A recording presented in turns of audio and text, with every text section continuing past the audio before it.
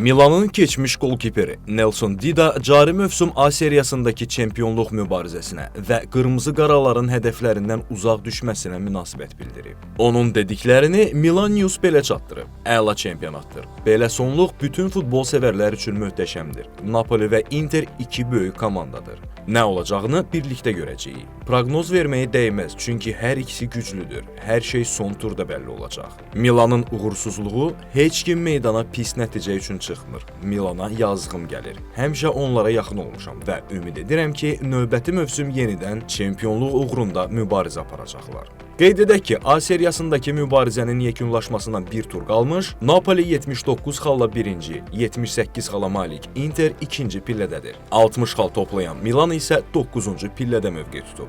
Dida Nelson 1999-cu ildən 2010-cu ilə qədər Milanın şərəfini qoruyub. 11 il ərzində 206 matça çıxan qolkiper 163 qol buraxıb.